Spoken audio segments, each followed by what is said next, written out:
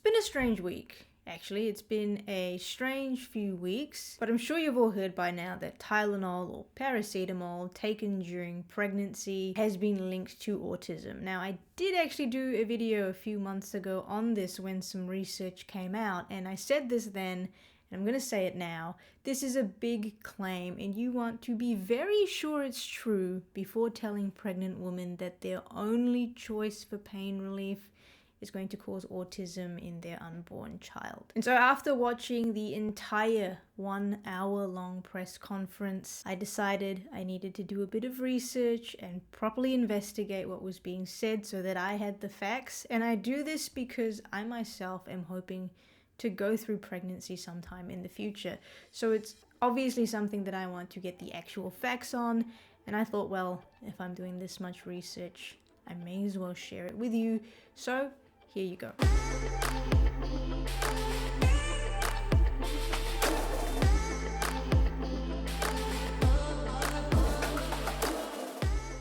So first, let's talk about autism and its numbers, because, a large reason that all of these potential causes to autism are being looked into so deeply is because the amount of people that have autism has increased quite a lot over the years.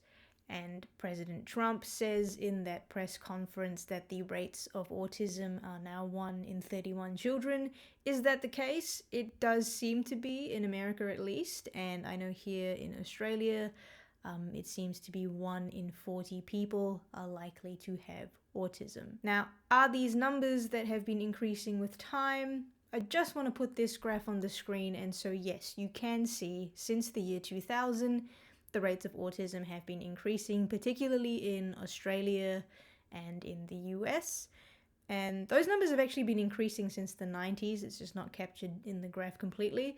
But why is that? That's a very important question, and I don't actually think anyone has the complete answer. But I do want to show you a different graph. This one here shows the rates of autism next to the rates of intellectual disability.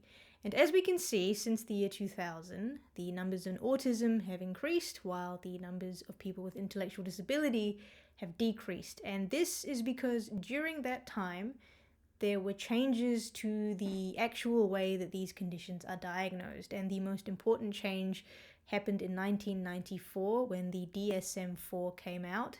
So the DSM is the Diagnostic Manual for Mental Disorders. It's what is used to determine if someone has autism or even other conditions like depression or anxiety. Now, the DSM-4 had some really large changes to autism diagnosis. So I won't get into the specifics, but essentially the definition of autism changed. And it introduced a few new categories for autism, and what this meant was that a much wider range of children could now qualify for a diagnosis of autism.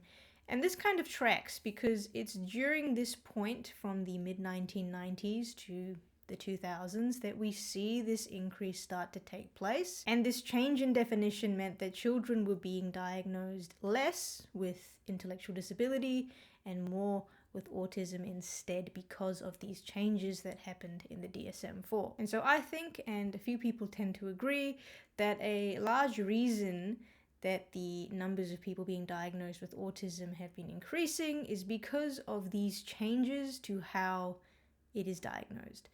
So it expands and essentially captures more people, but also there's other things going on. We as people are now better able to recognize the signs of autism. Their parents, teachers, and doctors are able to notice signs in children more because we have more knowledge about autism. And that means more parents are likely to bring their children to doctors to get diagnosed. Now, aside from all that, are there potentially other factors that are leading to the increased autism rates? Probably. And, I'll just throw this out there. I think diet is a big factor and is probably playing a role somewhere, as it does with everything. But we just don't have the research yet to confirm these things. But you know what I don't think it is? Paracetamol. So Paracetamol in the US is very commonly known as Tylenol. In the UK and also here in Australia, it's Panadol. These are just brands. The medication is exactly the same. It's called paracetamol. Now, in 1955, It was launched in America. A year later, in 1956, it was launched in the UK. And from the 1960s, it became widely available over the counter worldwide. It was very accessible, so you didn't need a prescription to get it, and that is still the case today. Now, the 1960s was a good 30 years before these noticeable increases to autism rates, and so just from timelines alone, it doesn't add up for us to say that it's paracetamol, which is why the changes to how autism is diagnosed make a lot more sense, because that timeline lines up near perfectly. So let's just move on now to the actual research that has tried to investigate this. So over the past 10 to 15 years, we have seen some observational studies that suggest that children whose mothers have reported more paracetamol use during their pregnancy were slightly more likely to be diagnosed with autism or ADHD. And these were the studies that were continuously brought up during this press conference. So let's have a look at them. We'll start with the Boston Birth Cohort study. This one actually involved measuring the levels of paracetamol in cord blood. So this is actually the blood that remains in the umbilical cord and placenta after a baby is born. So they did this for about 1,000 babies who were born in one hospital in America, and then they looked into the records of those babies years later to see who was diagnosed with autism. And yes, that's where a link was found. The children who had the highest amounts of paracetamol in their cord blood ended up being more likely to have an autism diagnosis, but there are a few issues with this study that were of course not mentioned at the press conference. The most important thing to realize here is that looking at cord blood only shows you what happened around the time of birth itself. It gives you no information about what happened throughout the pregnancy, but most importantly, by only observing, which is what this study did, you can't separate the paracetamol from the reason that it was actually taken. So, for example, was it the paracetamol or was it the fever that the mother was experiencing that impacted the autism diagnosis? Why was the paracetamol being taken? What was the dose? We don't have that information, and at the very least, we need that information. Also, 1,000 babies is far too small of a study, and even the authors themselves of this research say that more research needs to be done. And you will find that a lot of the research that looks into paracetamol and autism have these similar issues. Now, this here is a systematic review, which means it looked at multiple studies about autism and paracetamol during pregnancy so that it could sum up what the overall results are. And the authors actually claim that all 16 studies they found showed a consistent association between paracetamol and adverse neurodevelopmental outcomes. Now, adverse neurodevelopmental outcomes does not mean only autism. In fact, the next sentence says that it's mainly ADHD, so that's already a problem.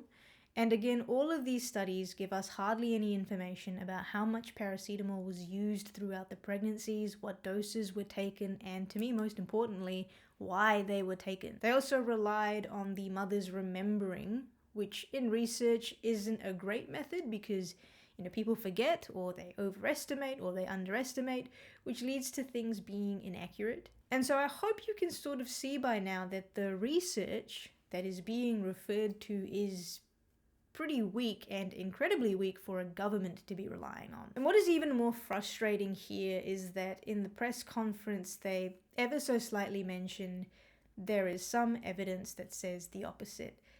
Actually, I'll just play it for you. Sure, you'll be able to find a study to the contrary. That's how science works. And so basically what they're saying here is, some research exists that says there is no association, but that always happens in science. Let's not listen to what these studies are saying.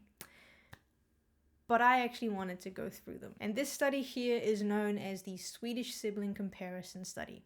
It was done in Sweden, and it included 2.5 million children. Now that already is a lot more than the 1,000 babies in the Boston study, which is already good. Now what they did was track the pregnant mother's prescriptions for paracetamol during pregnancy. They followed these children over time, and yes, at first glance, they noticed that the results did seem to show that the children who were exposed to paracetamol during pregnancy ended up being more likely to be diagnosed with autism or ADHD.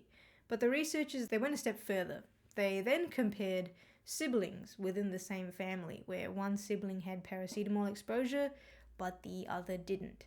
And when they ran that study, what they saw was that the difference in risk between the two disappeared, which tells us that rather than paracetamol during pregnancy increasing the risk of autism, it's more likely to be genetics or even why the medicine was needed in the first place, which is actually what I want to spend some time on now. Why do pregnant women take paracetamol? It's for pain and fever, so they could be experiencing headaches or migraines, back pain, or they may have a fever.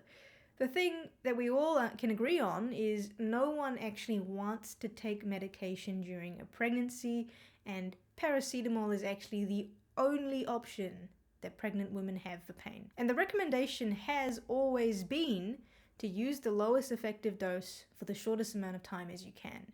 And so I really hate the idea of taking the one option that we have during pregnancy when we're in pain. Now, not treating a fever has risk to the mother, but it also has risks to the child. The worst outcome of that would be a miscarriage. And so when someone says there's no harm in not taking paracetamol during pregnancy, that's not quite true at all, and telling someone to tough it out is not the best advice. But interestingly, I do want to point out here, there is evidence that actually suggests a fever during pregnancy is linked to autism and ADHD. In fact, there's actually much more research to show this than there is about paracetamol and autism. So what we should be asking is it the paracetamol that was taken during the pregnancy, or is it actually the fever during the pregnancy, which is what led a woman to have taken paracetamol in the first place? Based on all the research out there, I would be leading towards the fever, but that's my 2 cents. What I will do is link,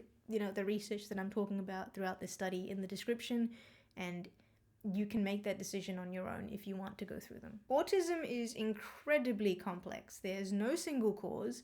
It's a whole multitude of things. And instead of focusing on paracetamol use during pregnancy, we should instead be helping children to have proper nutrition and increase their physical activity, to spend less time on screens. Focusing on these things is going to do much more for the health of our children, I can assure you. Chronic diseases are still the most important health issue facing everyone. That's what I think. And we need to put resources and energy into helping with the things that matter. Now, for the most part, I do think the majority of people seemed to dismiss this whole paracetamol and autism thing, but that could also be because the majority of people I know are health professionals. But hopefully this video has laid out all the information for you to make a decision on your own.